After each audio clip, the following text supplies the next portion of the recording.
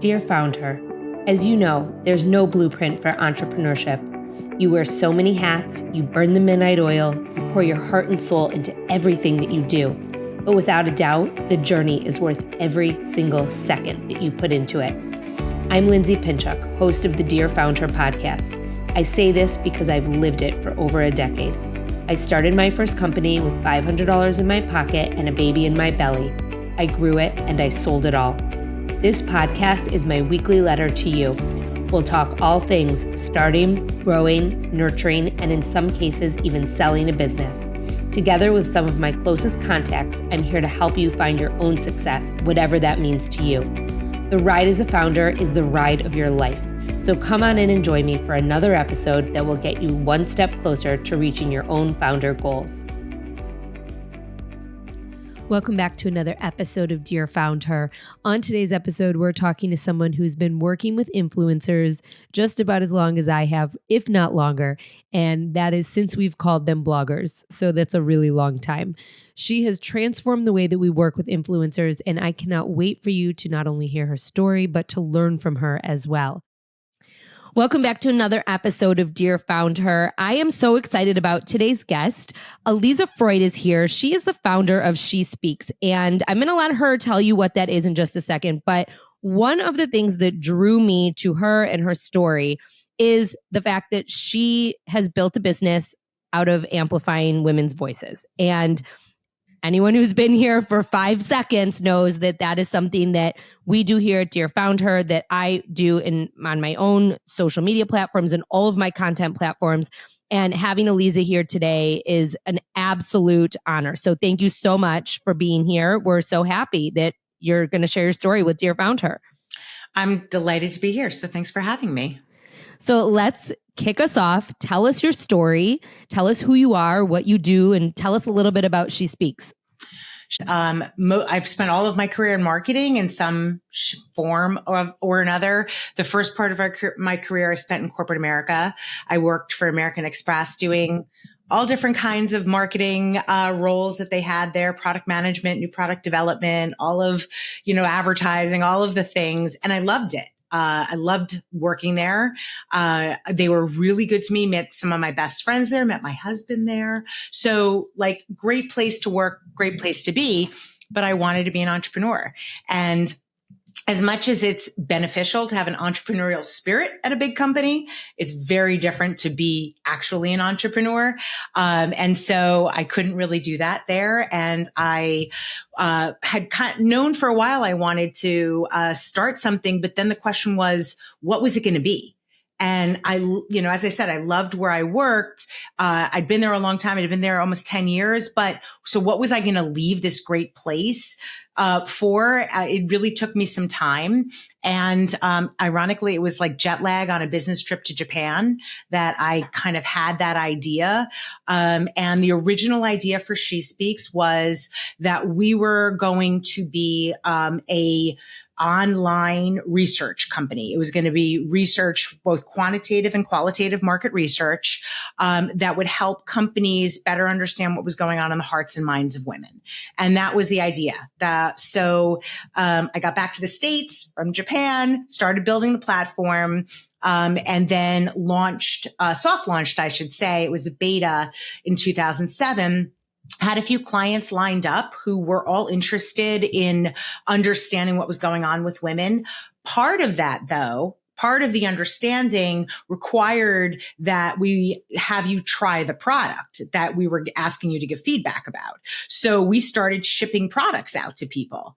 And lo and behold, this is back in 2007, 2008, a lot of the people who were starting to build online social media presence were looking for things to talk about on their blogs, on Facebook, wherever they were starting to be. And so very quickly, we built our community from a list of honestly contacts I had from like my years of like knowing women and then business school. So most of my contacts, relatively small group of women, kind of the word sort of spread. And we got in with a lot of bloggers. At the time, that's what we called influencers. They weren't called influencers. They were called bloggers.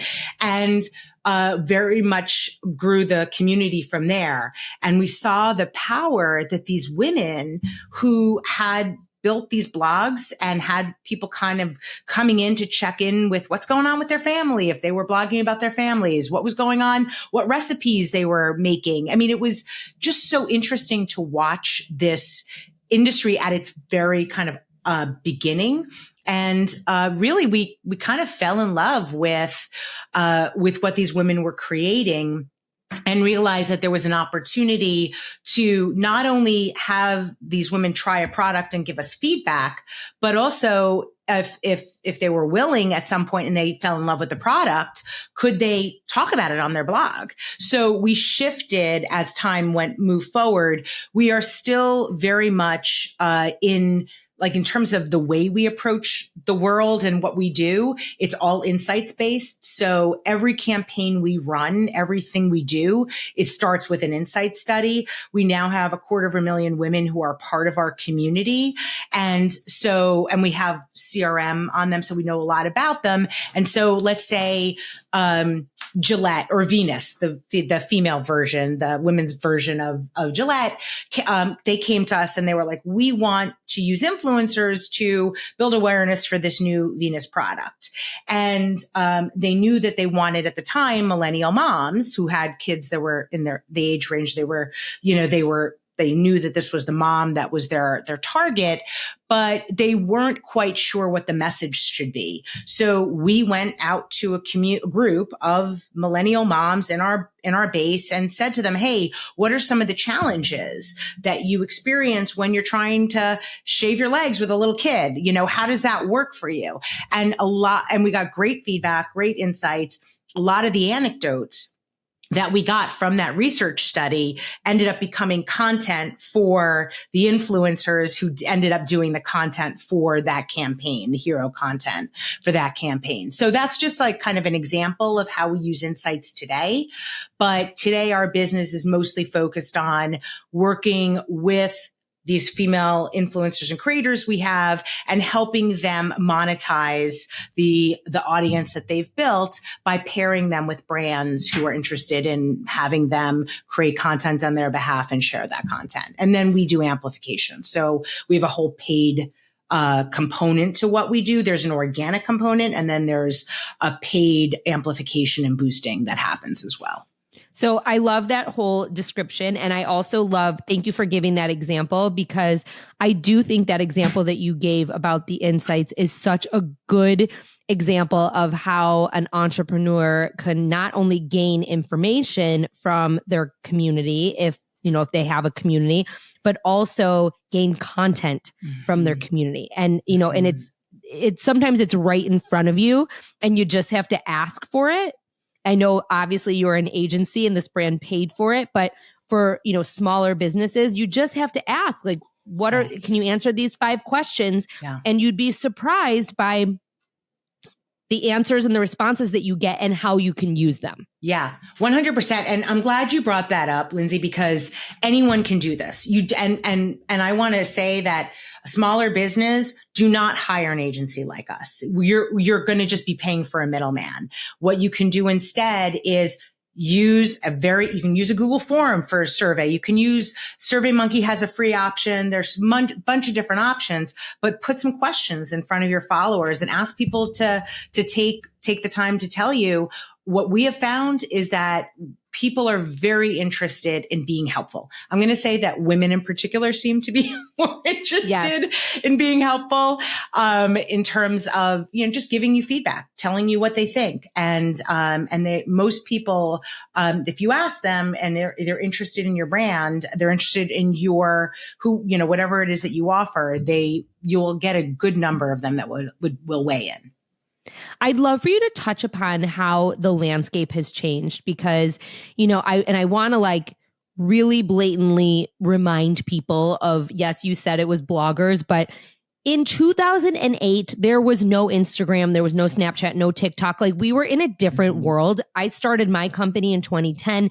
We had we didn't even have a business Facebook page. There wasn't a business Facebook option until like probably about a year into that. And we had LinkedIn and there was like Twitter, obviously, but we also used bloggers. I mean, I had a huge blogger event at Blog Her in 2013, and it was still bloggers. It wasn't influencers. And when we were like trending on Twitter, it was the biggest thing in the world. That doesn't even happen anymore.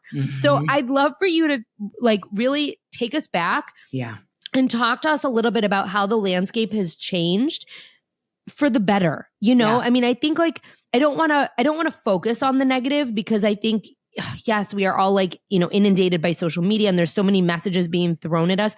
But what has happened is we have so many more resources as businesses at our fingertips today. Yeah. So everything you said is kind of accurate about how things started. What I would say is that in 2015, that's where you started to see some shifting. And if you will remember this, you probably will, that it was when YouTube decided to go all in on influencers, all in on their creators, who they really, it was YouTube that started using that terminology of influencer. And that's when it became a lot more popular. It's so interesting how things are evolving. When we were starting to work with bloggers, it was blog content, get blog content. And then, so they were writing long form, the influencers were writing long form blogs.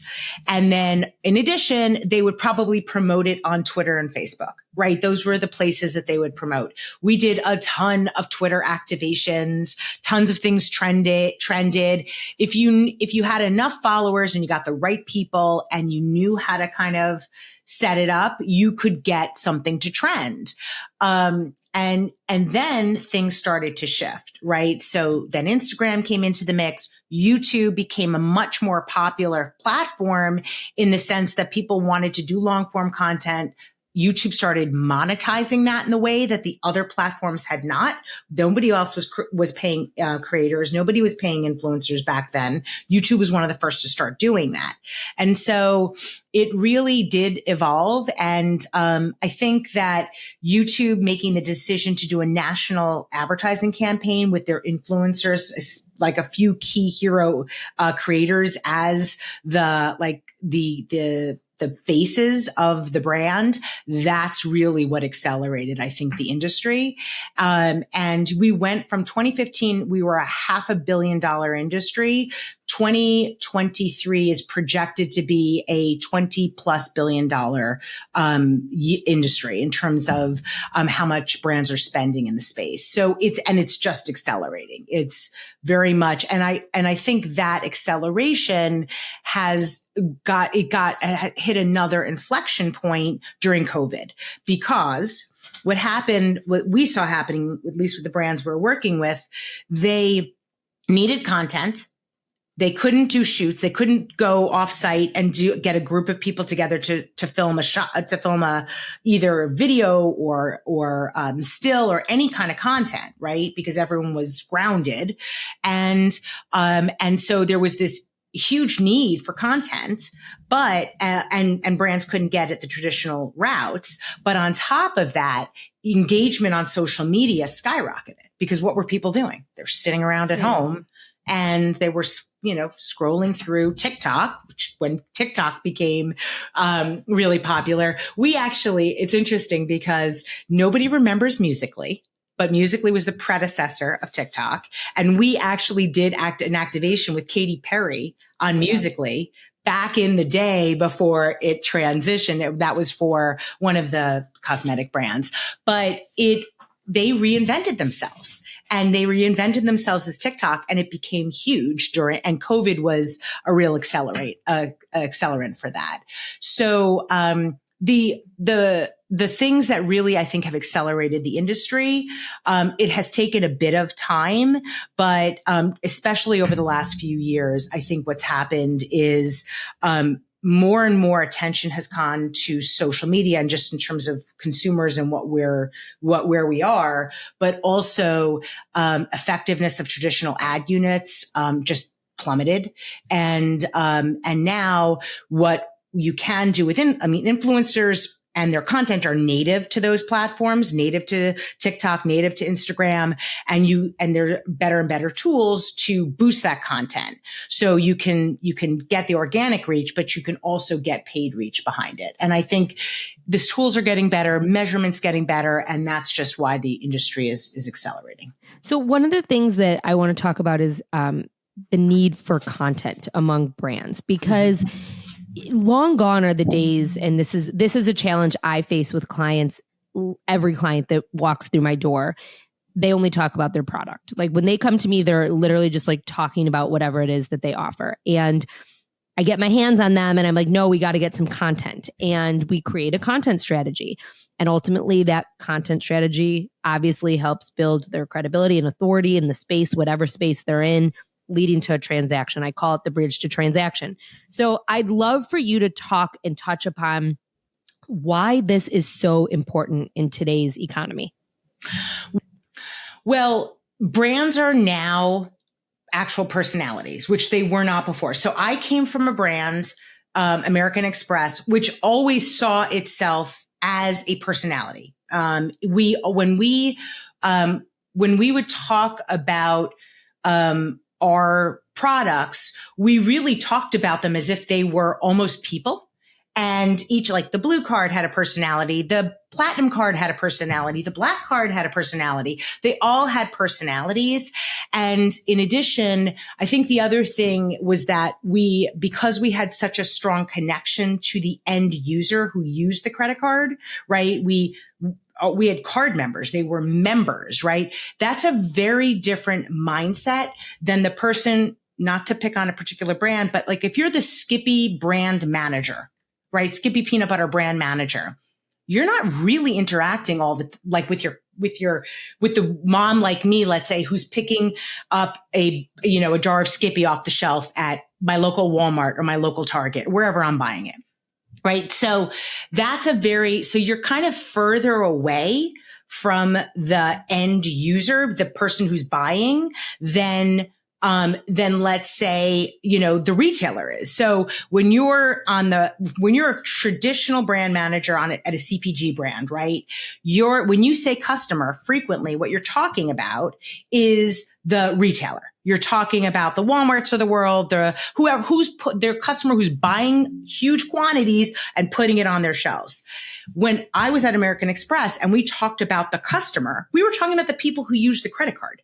So I'm giving you that background because I think that's why, for somebody like me that came from that background, I understood the value of content, maybe in a way that is harder if you are a brand manager on a product that you're not as close to the customer. So I think what happened is social media necessitated that brands get personalities, right? Because you're Skippy, you're going to have a handle, you're going to have a brand handle on Instagram, whatever. And so you need to have a point of view and a perspective. And your content can't just be a studio shot of your product on a counter, right? It's just not going to work. And so with social media and the proliferation of channels, right? So TikTok content is not going to necessarily be the content that's going to work on Pinterest. Pinterest content is not necessarily going to be the content that works on Instagram. You have to feed all these platforms basically. So you are desperately in need of content. And I think it's social that really accelerated that need for content. And then because consumers got very savvy about ads, and we have so many more ways to ignore ads than we used to, you had to make your content interesting. So that's where the personification and the, having a point of view, I think really started to come out for a lot of brands that in the past didn't have to have that. you like took the words out of my mouth, because the next thing I was going to ask you is to talk about how consumers have become so much more savvy, even in the influencer space. I mean, 3, 4, 5 years ago, we were seeing influencers like holding up this water bottle and like talking about the water bottle and, you know, hashtag ad or hashtag paid or whatever it is. And that doesn't fly anymore. Mm-mm. Consumers don't want to see that. I've muted all those people or unfollowed them. I think a lot of us have. Mm-hmm. If an influencer has not changed their persona, they're probably not influencing anymore. That's right. So what is like the best content that a brand can get from an influencer or someone in their community, even organically? Okay. I love this question because it's like one of my pet peeves. So here's the thing that influencers do that even as a brand manager at American Express, where I thought I knew the customer really well, I frequently did not do well. And that is, influencers think about your products and your services from a benefit-driven place. Meaning, I think, let's say I'm an influencer and you're hiring me to talk about the car that your car that you're marketing. I will think about that from my perspective as someone who's going to drive that car, who has to fit my kids into that car, who has to understand how this car is going to fit into my life, which means I'm going to think about it in terms of the benefits to my life. As a brand manager, and I can say this because I was one, we get so caught up in our features. We get so caught up in features. Nobody cares about features. They care about benefit. And I think that one of the things that I recognized with influencers early on was that when they talk about products, if you let them do it, if you let them be authentic and real about it, they're going to talk about it from a benefit perspective. How did this make my life more interesting, better, funnier, whatever it is, more exciting? That's what they're going to talk about. And that's the content that's going to resonate with the consumer and thus get them to pull the trigger and transact. That's right. And if you don't, and so I think to answer your question about how the space is evolving, I think good influencers have always been willing to fall on their swords about this. Like, don't give me too much of a briefing that it literally kills what I'm trying to convey. But even influencers who weren't willing to do that early on are realizing that their audience won't tolerate content that does not feel organic to them and does not feel like it's speaking to the audience. And the brands are starting to realize that it's going to work much better for them if they allow the influencers to have flexibility in conveying the message to their audience, because that influencer knows their audience way better than any brand will. Even if you're a brand that has exactly the demographic target that is that influencer's audience, they understand the audience way better than you will as a brand, because they engage with them every day. They talk to them every day. They see how they react to content. They know what is going to resonate with their audience. And I can tell you dozens and dozens of stories of where the brand allowed the influencer to do something that maybe they didn't feel was totally, this is a little pushing the boundaries. And it always ends up being a success for them if they allow them to do it. So it's funny that you say that, because I used to tell all of the brands in the baby space, they would say to me like, oh, like I got to get my stroller in the hands of Katy Perry or whoever. And I always would say like, no one's buying a stroller because they saw Katy Perry pushing it in Us Weekly. Like they want to buy a stroller because they've heard from someone that it's like the best freaking stroller and it's made their lives so much easier. Mm-hmm. So like you seating it with a celebrity to have pictures in on Perez Hilton is just not going to move the needle. Right. And it was especially the case with like big ticket purchases, obviously like strollers, but car seats, because where do you sit? Like no one takes a picture of a kid in a car seat. Like no one, like you don't ever see car seats. They're in the car. Right. And it was just like not a viable option to market your brand. And I can't even tell you how many conversations I had with so many brands. And I'd be like, you need to seed them with real moms and like let the real moms talk about the benefit of the product. Yeah. Why is this swaddle the best? Why is this playpen the best? Whatever it might be. And that just goes exactly to your point. So if there's a brand, a small brand who doesn't necessarily have a marketing budget or an influencer budget. And that was me. We never had a budget at Bump Club, and we invited people and gave things away for free and whatnot, but I never paid anyone. But if a brand doesn't have a budget for influencers, how would you recommend them tapping into influencer economy to get content that they can use? Like, what are some best practices? Okay, well, first of all, the tools have gotten so much better in terms of the platforms at being able to search, right? So there's a lot more flexibility. You don't need to have even a software package. You can go on and search, right? You also, frequently, you'll have people who will tag you, that customers who tag you. So here are ambassadors waiting for you to contact them, right? So what I would say is if you're a small brand, you can first look to see, are there people who are tagging your brand and like you already? If you're prior to that, like you don't have enough awareness yet, find people who are talking about the category and reach out to them, DM them. Hey, I'm so-and-so. I love your content. I saw this piece of content and it really resonated. I would love to see if I could send you my whatever product for free. If you would be willing to take a look at it. And if you like it, if you want to write about it, we would really appreciate that. We're just starting, like whatever the story is.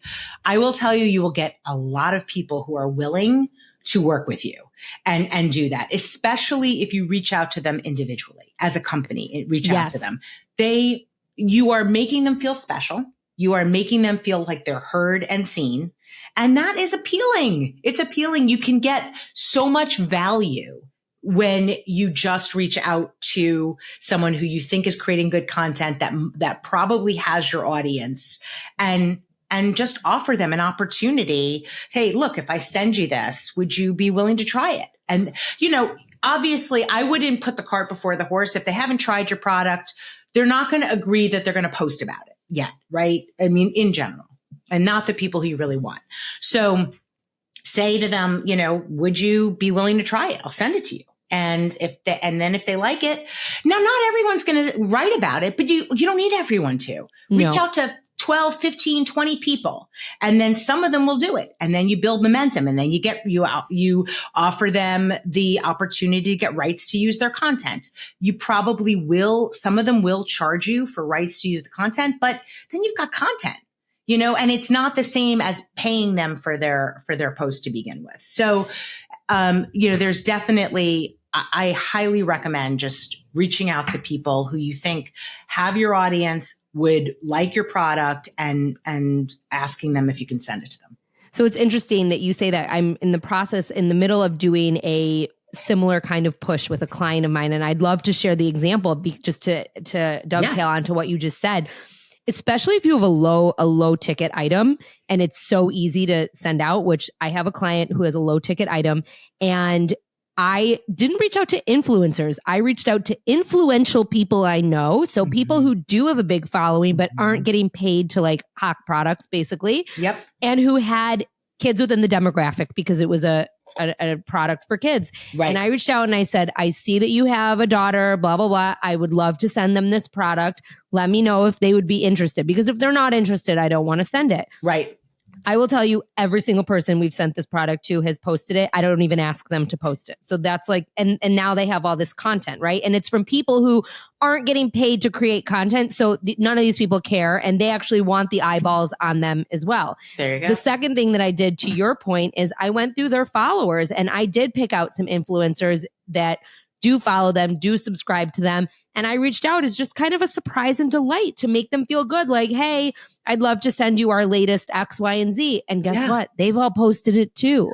Right. I saw that you engaged with this post about this. I would love to send it to you. I mean, that's so smart. But I want to share that because I think that to the people who are listening, a lot of our community are small business owners that think that they don't have the capabilities or the budget, or that this is so far-fetched for them, and it's not. No. It's not. It's really just kind of like going back to the basics and being strategic about it. You know, I did because we had so many, especially female founded businesses who would approach us and say, oh, you know, I have a small budget. Can I work with you? We decided to do like a masterclass, and we just, I mean, I'm happy to give you the link to it. It's a video along with like, a handout, but well, I don't know if that's old school, but you can download it if you want, but it literally takes you through how do you, if without having like huge budgets, how do you create a campaign and then manage it all the way through so that you can have a successful run and you're not wasting a ton of money. So happy to share that. I would love to share that, and I would love to link it in the show notes. So that's something that I work through with my clients all the time. Like, here's a great strategic approach to utilizing this content. So what would be like three ways that you would say to utilize content that is given to you by a creator or by an influential or you know, anyone really? I mean, it could just be a member of your community. So I would say anything digital is like a slam dunk. So first of all, once you have a piece of content you love from an influencer, it is such an efficient use of funds to boost it. Just, you know, anybody can like get an account on Meta. And it works for both Facebook, Instagram. You can do some targeting if you want to and boost the content. It is a very efficient, and you can say, I want to optimize for clicks. I want to optimize, like you can, where there's an actual, like you can see the impact. So definitely that. Like if you have a great piece of content, boost it. You can frequently work through the influencer to run those ads through their account. So you can, if you have a great influencer you've worked with, great piece of content, and you want to run it through their account, that works really well. So, and that you just do it the same way, but you're running the boosting through their account.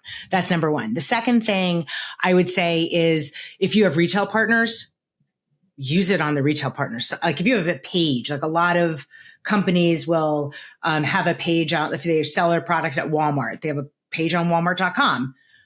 Feature the content there. User generated content works really, really well on these on retail sites. So we've seen more and more clients using the content that they get from influencers on their retail sites, and then of course on your own site.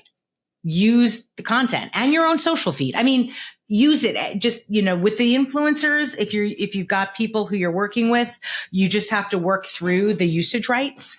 But, you know, it can be pretty straightforward to do that. Just say, hey, I would like to be able to use it in these places. Is that okay? And if they say, well, I'd like to charge a little bit more for that, then you just have that conversation. I will say that the boosting tip is such a good one. When I boost videos for my podcast, you know, especially of women who have been on this show who have recognizable faces, though, I mean, it's insane what happens to that content. $25, you know, and it's crazy. Like it definitely goes so much further. And, you know, ultimately these platforms want you to pay, you know, so.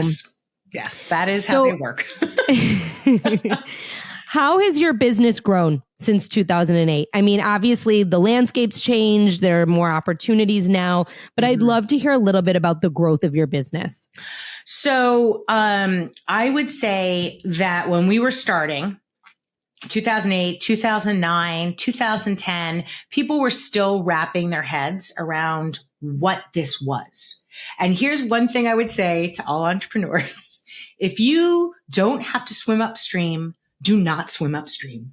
It is not an easy road. It's not an easy path. So when we started, we would be going in and talking to people at agencies or brands, and they'd be like, wait, what is this? What's a blogger? Like, what do you mean there? What is this? It definitely evolved, and post like 2012, 2013, I would say people started to understand it a little bit better. But as I said, in 2015, we went from $500 million as an industry to where we are today, which is expected to be 20 plus billion in 2023. And so I would say that our business has grown tremendously over the last several years. But I also want to say that, yes, it's like we've stuck in it long enough to get there, which is a big part of entrepreneurship, being able to like stick in long enough till you can hit that point. And we built a good reputation, but also you have wind at your back. Like we have wind at our back. I mean, there is no question that, having to not explain to people what it is. And also now it's become part of the marketing mix. So the budgets are there. So I would like to say that, from from my perspective, I'm proud that we kind of hung in there long enough to be able to get to that inflection point. But the inflection point happened for the industry. So we are benefiting from that. All right, Aliza, what are 3 actionable tips that you would give an entrepreneur who's just starting out? Oh, wow. Okay. Number 1, don't listen to other people tell you that your idea can not work, because there are going to be a lot of people who don't understand what you understand, and you have to believe in it. So you're going to get a lot of advice, unsolicited, I'm sure, but don't just have faith in what you're trying to do. That doesn't mean that you can't listen for ideas. Be open to that. So my second recommendation is be open to seeing how your business and your product can evolve, because they always do. I mean, you look at the most successful companies, the way they started are not where they ended up. So be open to having that type of evolution. That would be my second piece of advice. And the third thing is, give yourself grace. It's really lonely to be an entrepreneur sometimes.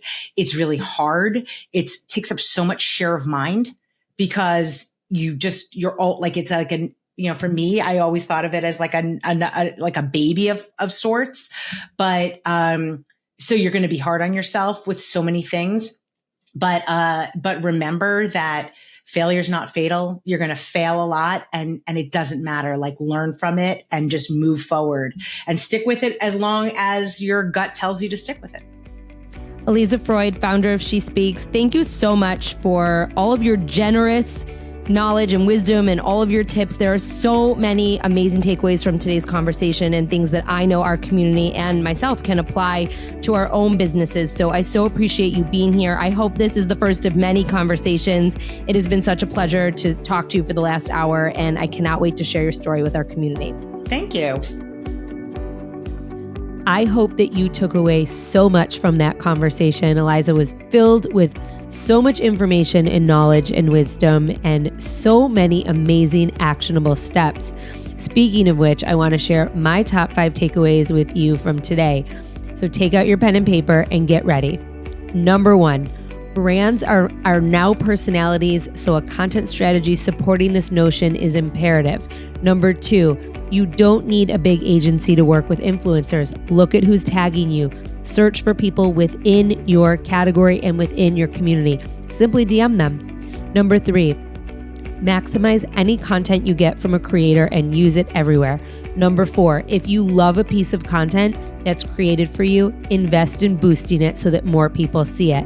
And number 5, be open to seeing how your product can evolve. I love Aliza's story and how she evolved her business to the growing needs of her consumer. I hope that you liked today's episode. I hope that you loved today's conversation. Please make sure that you are following Aliza. We are linking her in the show notes. And as always, thank you so much for listening, and thank you for being here. Stay tuned. We have another brand new episode coming your way next week.